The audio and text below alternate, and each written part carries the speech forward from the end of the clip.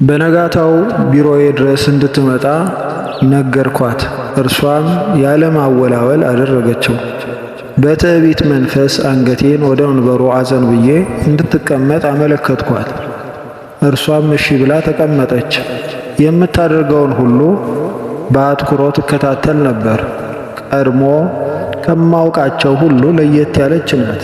ጠንካራ ሰብዕና፣ ድፍረት፣ የደስደስ ያለው ገጽታና በራስ የመተማመን ችሎታ ታድሏታል።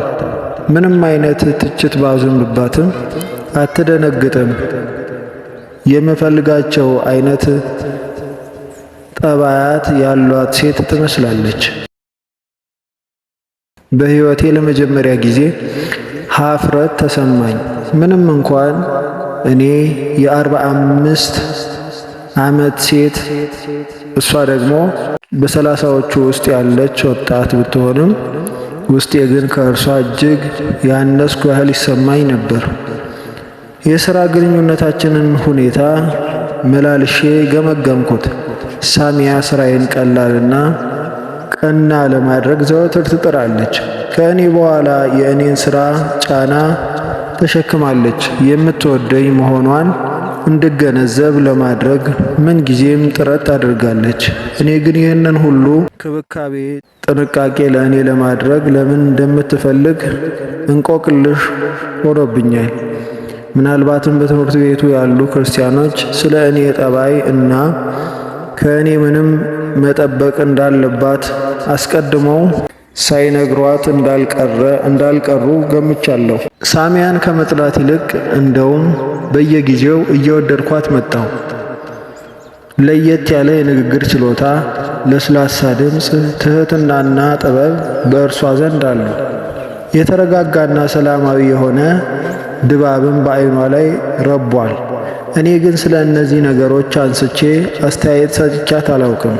ምንም እንኳን የትምህርት ቤቱ ንግሥት እኔ መሆኔ ባውቅም እርሷ ግን በሁለመናዋ ከእኔ ላቅ ብላ ትታይ ነበር።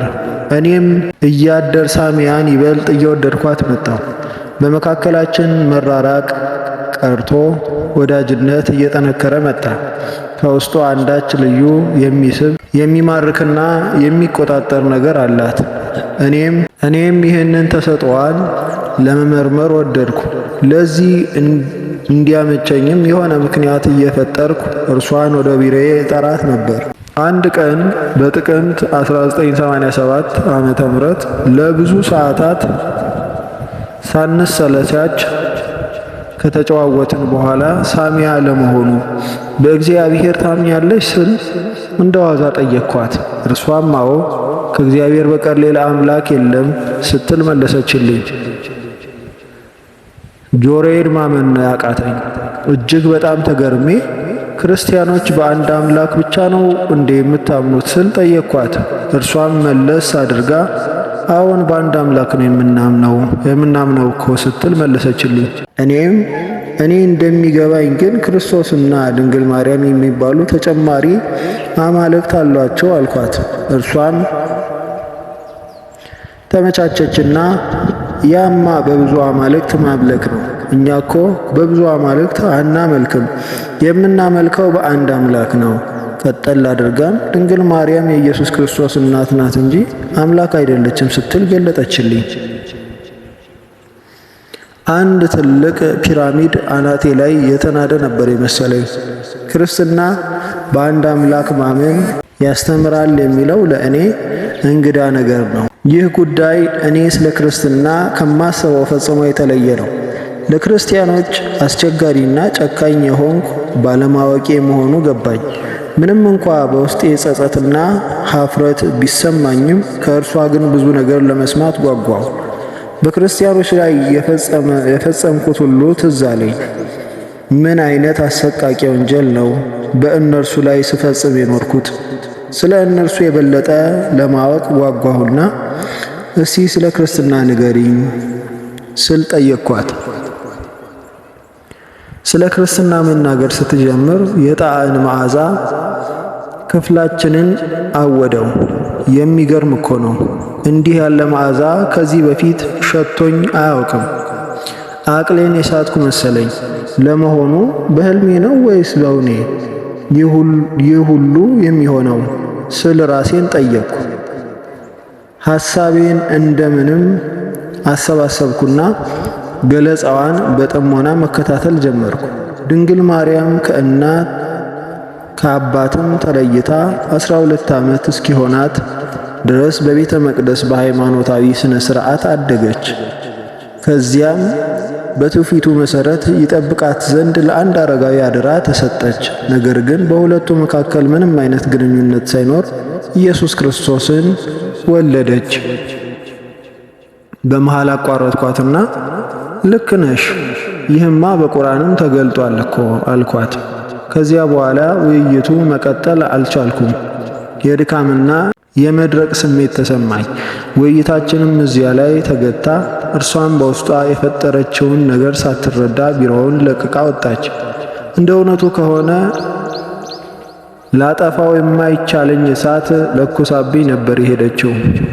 ከዚህ ውይይት በኋላ ክርስቶስ ማን ነው እያልኩ ለራሴ መጠየቅ ጀመርኩ። ስሙ በተነሳ ቁጥር ከዚህ በፊት አጋጥሞኝ የማያውቅ እንግዳ ስሜት ውስጤን ይሰማኛል። የሚያጽናናና የሚያስደስት አይነት ስሜት። ባለማወቅም እንዲሁ እወደው ጀመር። ስለ እርሱ በሚገባ የማወቅ ጉጉት አደረብኝ። ለዚህ ስል ከሳሚያ ጋር ይበልጥ መቀራረብ ጀመርኩ። ከእርሷ ጋር የማደርገውን ውይይት በማለዳ ለማወጠን ስላሰብኩ በጠዋት ትምህርት ቤት እገባ ጀመር። ከተዋወቅንበት ዕለት ጀምራ የምትወደኝ መሆኑን እንድረዳ አድርጋኛለች። በትምህርት ቤቱ የሚገኙ ክርስቲያኖች የነገሯትን ማስፈራሪያዎች ሁሉ ተቋቁማ እኔን ለመንከባከብና ለመቅረብ መሞከሯም የዚህ ማሳያ ነው። እንደ እውነቱ ከሆነ ወዳጇ እሆን ዘንድ ፍቅሯ አስገድዶኛል። ይህ ሁሉ እየሆነ እንኳን ክፉ ሐሳቦች በሕሊናዬ መመላለሳቸው አልቀረም። እናም አንድ ቀን ታማኝነቷን መፈተን አለብኝ ብዬ ተነሳሁ። አንድ ጊዜ ከተሰበሰበው የትምህርት ቤቱ ክፍያ 1000 ፓውንድ አንስቼ ድጋሚ መቁጠሬንና ስህተት ሊገኝበት እንደማይችል ከነገርኳት በኋላ በድብቅ 10 ፓውንድ ጨምሬ ሂሳቡን እንድትሰራው ሰጠኋት። ከጥቂት ደቂቃዎች በኋላ ተጨማሪ 10 ፓውንድ አገኘው ብላ መለሰችልኝ። በሌሎች ተመሳሳይ አጋጣሚዎችም ታማኝነቷን ፈትኛለሁ። ነገር ግን ልትበገር አልቻለችም። ስለዚህም በአነጋገሬ እንኳን ለማበሳጨትና ትዕግስቷን ለመፈታተን ፈለግኩ። ንግግሯን ሆን ብዬ አንቋሽሻለሁ፣ ሐሳቧንም አጣጥላለሁ። መቃወም በሌለብኝ ነገር ሁሉ እቃወማታለሁ። እርሷ ግን ምንም እንዳልተፈጠረ አድርጋ ታልፈዋለች። ትህትናዋ እና ትዕግስቷን በምንም መንገድ አታጣውም። ፈገግታዋና ሰላማዊ ጠባይዋ አይለዩአትም። አንዳንዴማ ይህንን የማደርግበትን ምክንያት ቀድማ ያወቀች ሁሉ ይመስለኛል። እንዲህ እያልኩ ብዙ ቀናት አለፉ። ስለ ክርስቶስ የማሰቡ ነገር ግን ፈጽሞ ሊተወኝ አልቻለም። ሳሚያን ስለ ክርስቶስና ስለ ትምህርቱ በየጊዜው ጠይቃታለሁ። የሚገርመው ነገር እርሷ ስለ ክርስቶስ መናገር ስትጀምር የሚያስደስት የዕጣን መዓዛ ክፍላችንን ያውደው ነበር። ታዲያ ስለ ክርስቶስ በምናደርገው ውይይትና በዕጣኑ መዓዛ መካከል ያለው መስተጋብር የማወቅ ጉጉቴን ይበልጥ አቀጣጠለው። ይህ ሁኔታ ሲደጋገምብኝ ጊዜ ምናልባት የእኔን የማወቅ ጉጉት ለመጨመር በማሰብ ሳሚያ አንዳች የሚሸት ነገር ደብቃ እያመጣች ውይይት ስንጀምር እየጨመረች ይሆን እንዴ ብዬ ማሰብ ጀመርኩ። ይህንን ለማጣራት ደግሞ በምትናገርበት ጊዜ የምታደርገውን ሁሉ በንቃት መከታተል ጀመርኩ። ነገር ግን ምንም ነገር ማግኘት አልቻልኩም። ቀጥዬም ምናልባት በክፍሉና በውይይታችን መካከል አንዳች ግንኙነት ካለ ብዬ በመገመት ቦታውን ለመለወጥ ወሰንኩ። ከዚህ ቀን ጀምሮ አንዳንድ ቀን ወደ ፎቁ ላይ፣ ሌላ ጊዜ ደግሞ ወደ አትክልቱ ስፍራ ሄደን እንወያያለን። በጣም የሚገርመው ግን የዕጣኑ መዓዛ በምንሄድበት ቦታ ሁሉ ይከተለን ነበር። በመጨረሻም የሳሚያን ትምህርት ትክክለኛነት ለማረጋገጥ እግዚአብሔር የሚሰራውን ተአምር ነው ብዬ አመንኩ። ሰላም የዩቲዩባችን ተከታታዮች፣ ካለፈው ክፍል የቀጠለ ከአክራሪ እስልምና ወደ ክርስትና ክፍል 4ን በዛሬ አቅርቤላችኋለሁ። ሀሳብ አስተያየታችሁን በሀሳብ መስጫው ላይ እንድትጽፉልኝ፣ ላይክ፣ ሰብስክራይብ እንዲሁም ሼር እንድታደርጉልኝ በትህትና ጠይቃለሁ። እግዚአብሔር ሰላም ከሁላችን ጋር ይሁን።